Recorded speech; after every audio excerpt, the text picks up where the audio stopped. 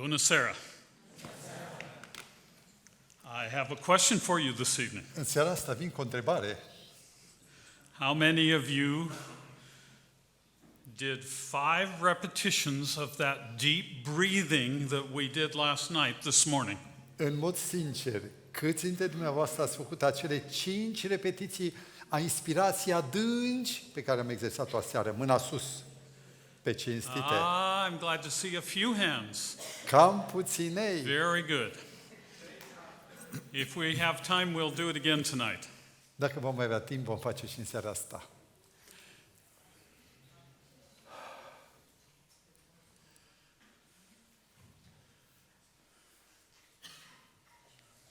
Așteptăm imaginea.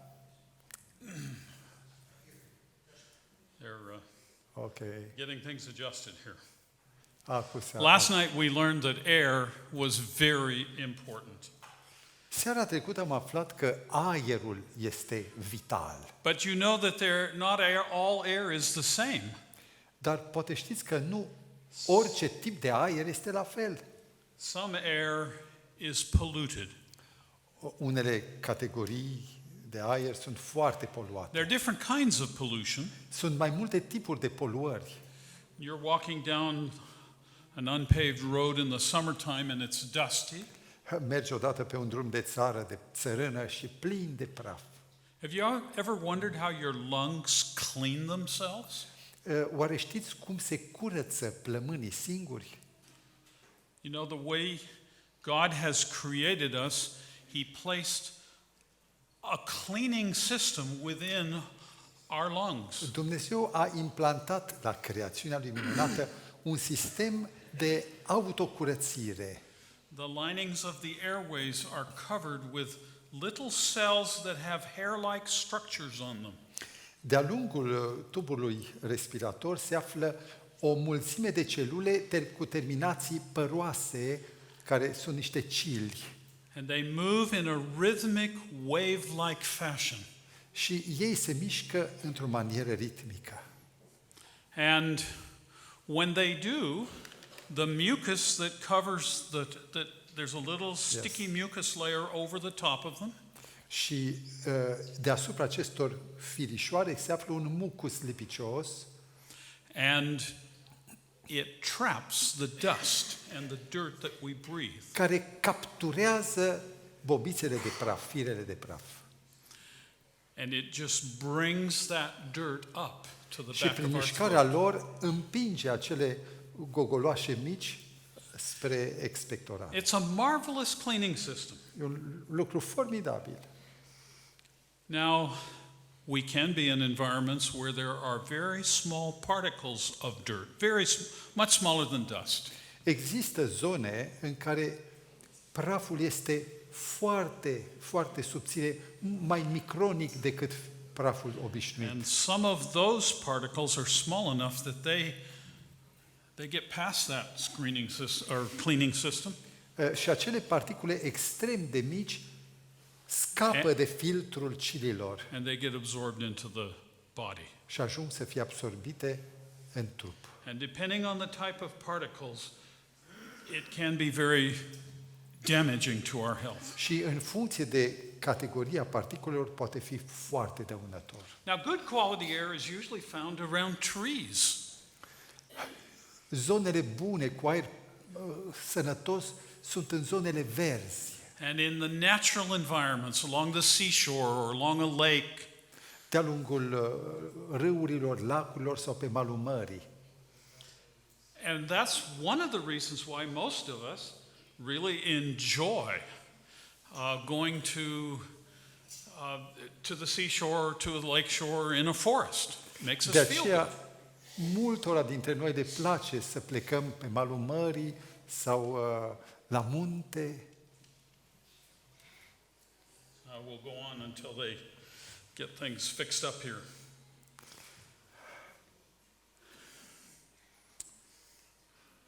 Now, one of the... Okay, well, we'll just go ahead. One of the best ways of enjoying another gift that God has given us while we're outdoors or we get to enjoy that gift when we're outdoors, is that of sunshine. Un alt dar pe care îl primim de la Dumnezeu atunci când ieșim afară din oraș, în natură, este raza soarelui. Without sunshine, we wouldn't have as good health. Fără razele soarelui n-am fi în stare de sănătate bună. The ultraviolet rays that come from the sun and strike the earth help to disinfect this earth.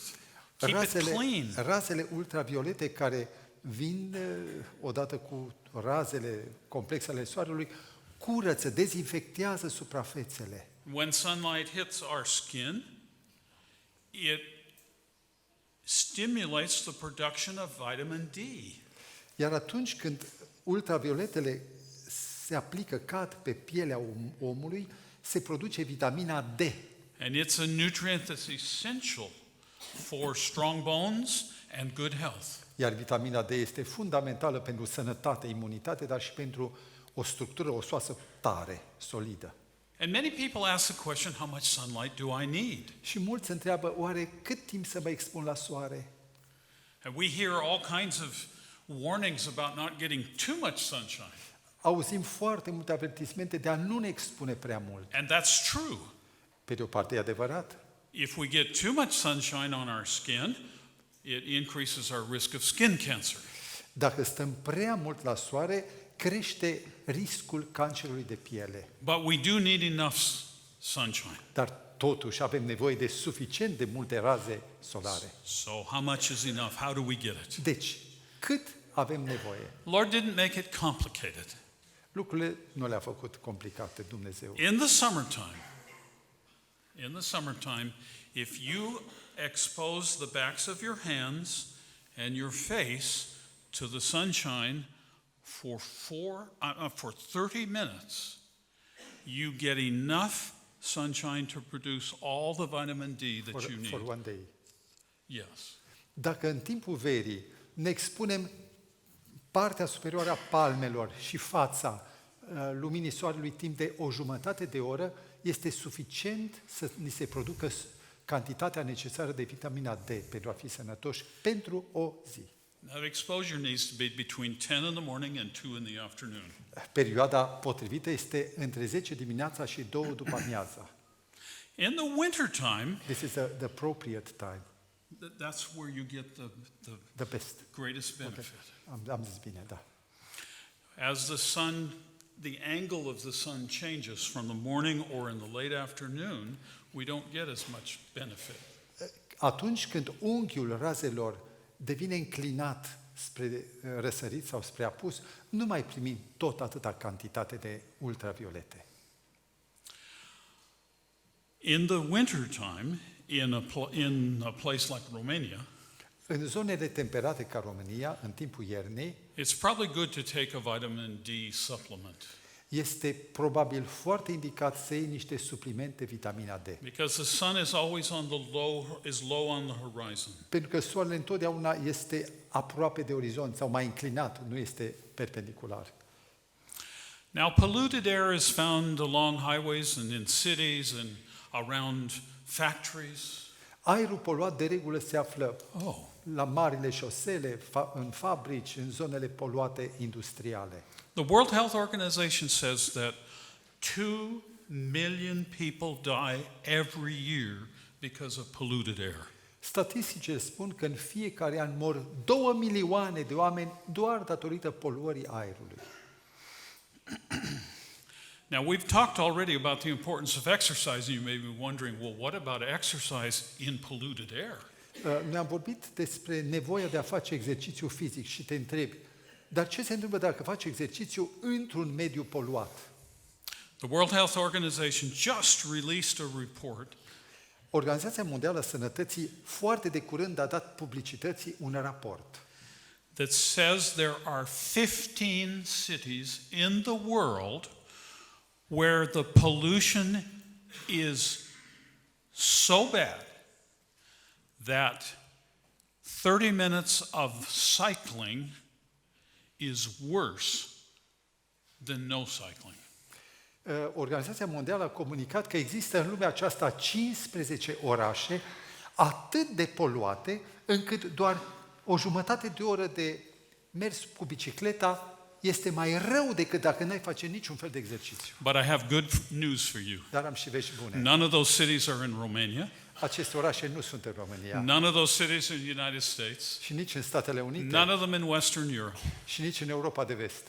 They are all in the large industrial cities of China and India. Toate se află în marile orașe industriale din China și India. And it's a serious problem. Și o problemă foarte serioasă pentru omenire. Now there's 6 million people, 6 million children that die every year because of acute respiratory infections that are caused by polluted air.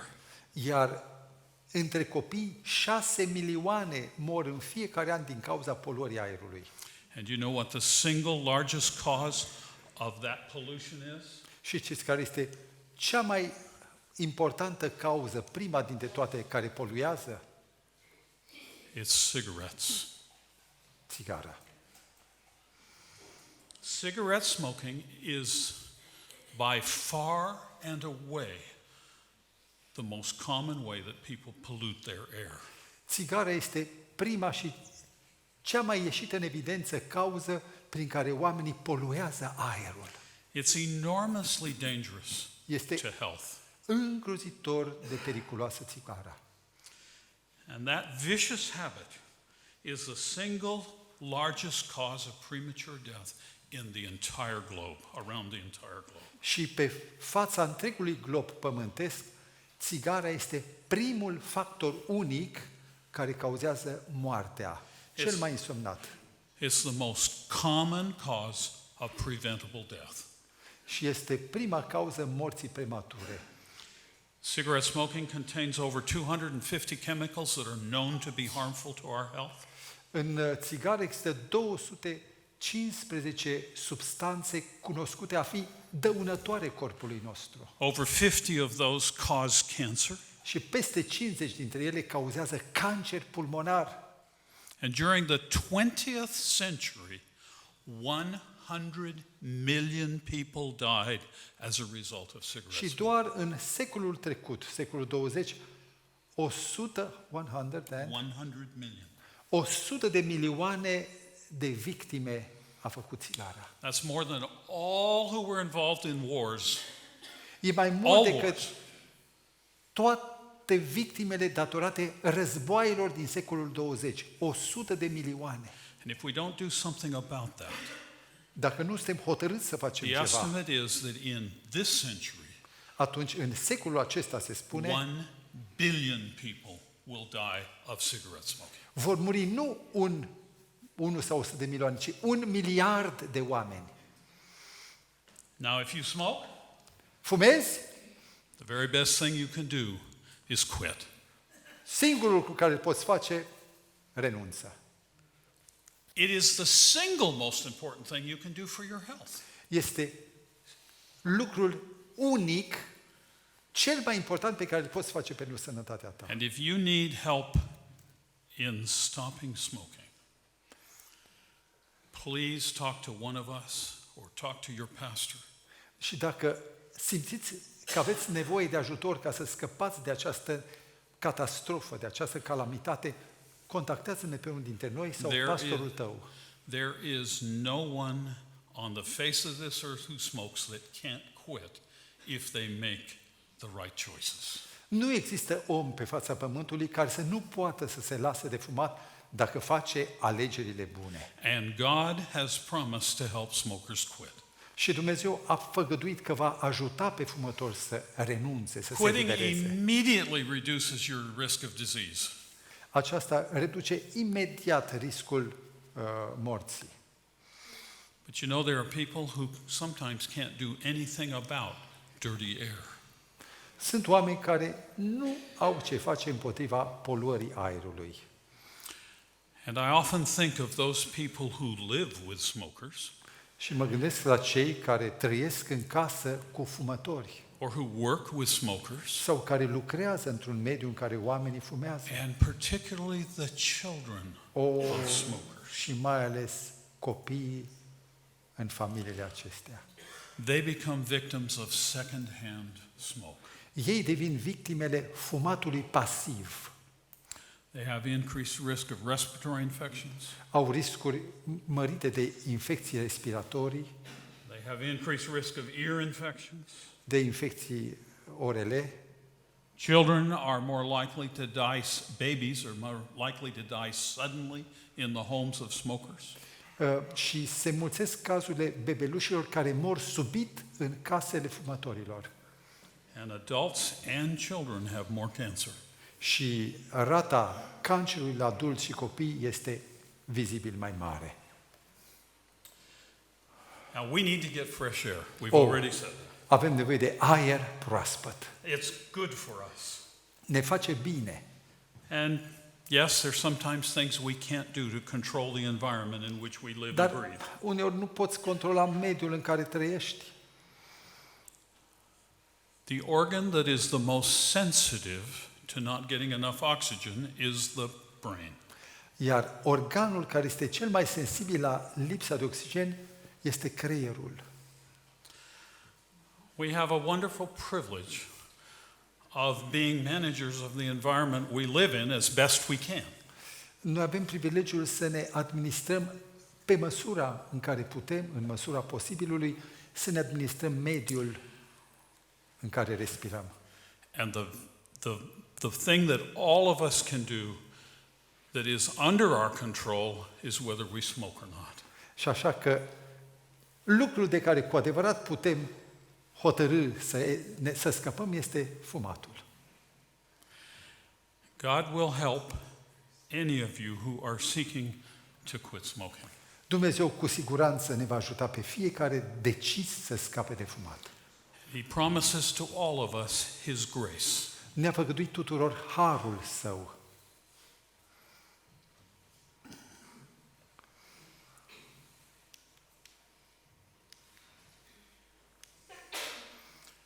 The same health reformer that we talked about earlier wrote more than 150 years ago the following. Iată ce a scris un reformator timpuriu de sănătate, Ellen G. White, despre care am mai vorbit, cam cu 150 de ani înainte. În darul fără egal al Fiului Său, Dumnezeu a înconjurat lumea întreagă cu o atmosferă de har, tot așa de reală ca și aerul care înconjoară globul pământesc. Toți aceia care aleg să respire această atmosferă dătătoare de viață vor trăi și vor crește până la saturare, până la statura de bărbați și femei în Hristos Iisus. You know, when we choose to live life to the full, Dacă decidem să trăim viața în abundență, we'll exercise, vom face exerciții, we'll drink adequate water, vom bea suficientă apă, we'll sleep, vom dormi, we get the rest we need, vom dobândi odihna de care avem nevoie, we'll get appropriate sunshine, ne vom expune la soare suficient and we'll breathe deeply of the purest air that we și can. vom respira adânc aerul cel mai curat. How many of you want to do that? Câți dintre dumneavoastră vreți să respectați aceste norme? Now, how many of you want to take one more good deep breath? Și câți dintre dumneavoastră vreți să mai luați o inspirație puternică? If you're sleepy, Dacă it'll wake sunteți you up. somnoroși, sculați-vă. All right, let's do it once more. Încă o dată. Now, there's another way of doing it, Mai este un alt mod de a but it's respira, harder in a group like dar this. e mai dificil în, So we're going mediul, to raise our în cadrul hands. acesta. Ridicați mâinile, All right? Remember, keep your mouth closed and Gura breathe închisă in și your nose respirați prin as nas. deeply as you cât de can. adânc puteți. Și And when you think you have as much as you can, breathe. Just take in a little more. And then bend over slowly aplicați-vă and exhale through your încet, mouth. stoarceți plămânii, And remember, tușiți.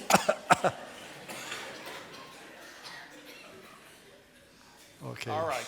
foarte bine. God bless you, each one. Dumnezeu să vă binecuvânteze pe fiecare.